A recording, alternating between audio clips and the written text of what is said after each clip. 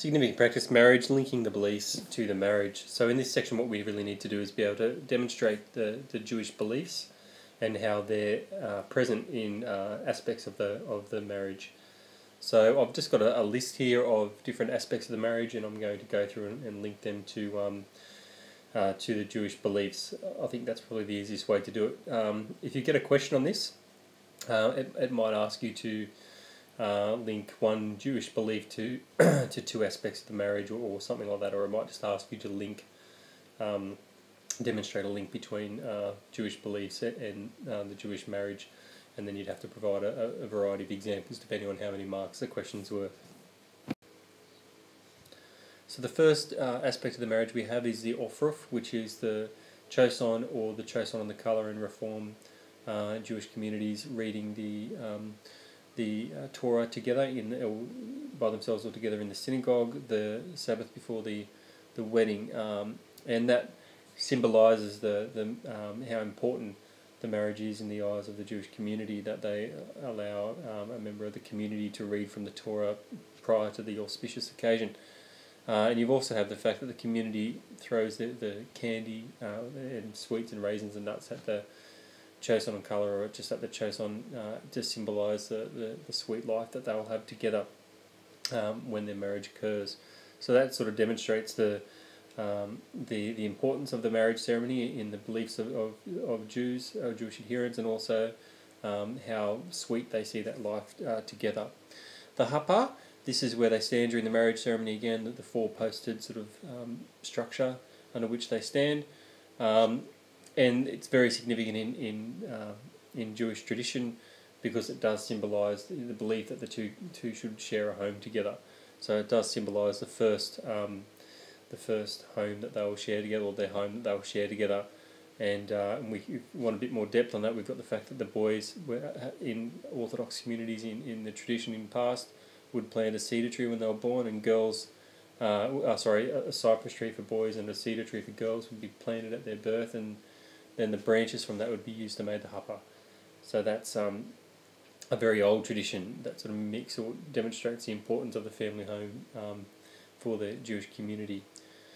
The escorts, this is probably a little bit more biblical. The escorts, this is from the Talmud, more so than the Bible rather. So this is from the oral scriptures, which say that Adam and Eve were escorted to their wedding by angels, and they have the candles there. So that's something probably a little bit more tangible that would be easier to link. So we have the belief that Adam and Eve were escorted to their wedding from the Talmud with candles by two escorts, two angelic escorts, and that is demonstrated in the Jewish marriage ceremony when the Choson and the Kala are escorted to the Hapa for the second part of the marriage ceremony, the nuptial ceremony, which is the Niswan, and they're carrying candles as the angels were, to symbolise the light that is present in the marriage. So there's probably a little bit more of a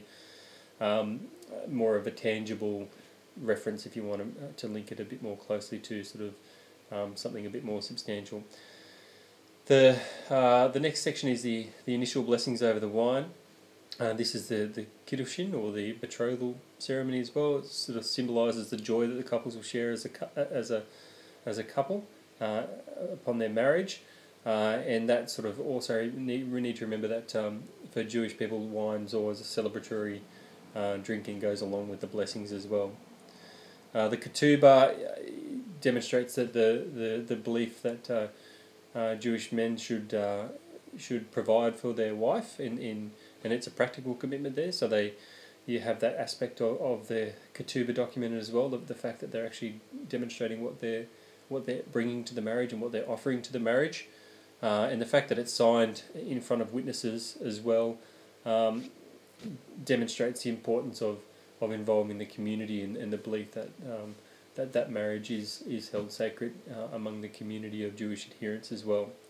So the ketubah, it's a very old tradition, again 2,500 years old, and it's something that demonstrates those beliefs about the role that the choson plays in the marriage as well.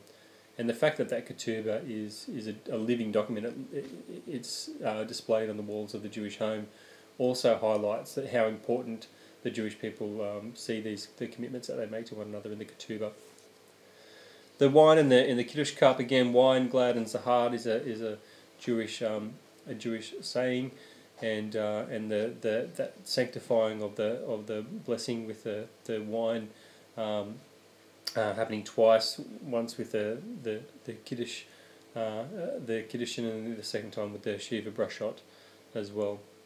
The Yeshud, again, the fact that this is an opportunity for the husband and wife to share their first meal together. So that's a Jewish belief where they believe that it's very important to share their first meal together, and it's sort of symbolic of the for Jewish adherents that this is the first time that they're going to share a meal as a husband and wife. So that's a symbolic first meal together, and that should be shared alone and with each other.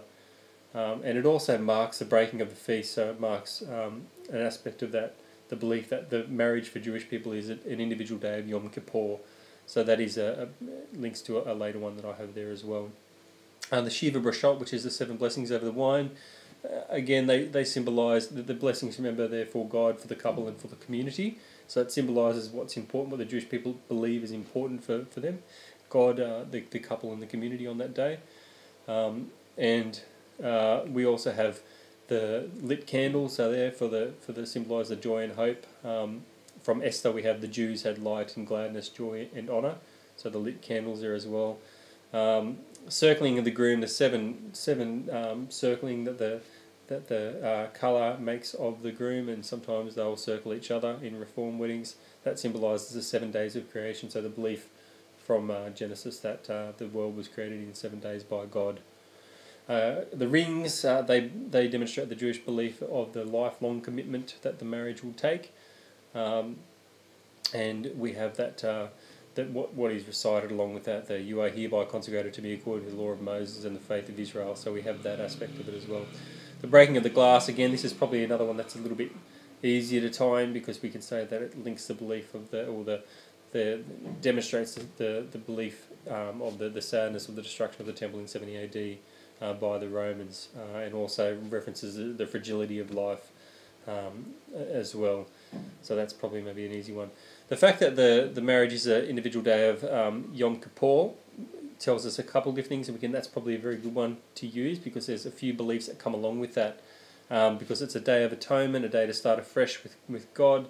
The fact that the couples both fast prior to the wedding day is symbolic of that.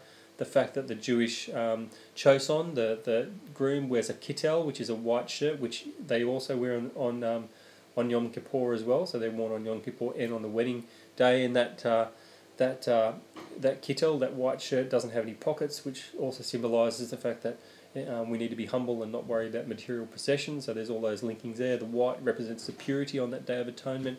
So there's heaps of stuff you can draw from this. You can also link into that the Yeshud, which is the breaking of that fast at the end of at the conclusion of the ceremony, which marks the end of that Day of Atonement and the starting of a new life together. And you've also got the fact that the Kala undergoes a mikveh, which is a ritual bath, which also purifies her spiritually prior to the wedding, prior to the Day of Atonement, for that personal day of Yom Kippur. So that's another really good example, that whole fact that the marriage is considered to be a personal day of Yom Kippur, and you can draw all these other elements into that. When you're talking about that. But that's essentially what you have to do. This is something you need to practice a little bit, make sure that you can actually clearly link the beliefs, the Jewish beliefs, and link them specifically to aspects of the marriage, and provide references to Scripture, if there is some, or to the Talmud, or to clear Jewish beliefs and tradition as well as employing all those specific terms. You need to know these terms, you need to know all of these terms, you need to be really, really familiar with them.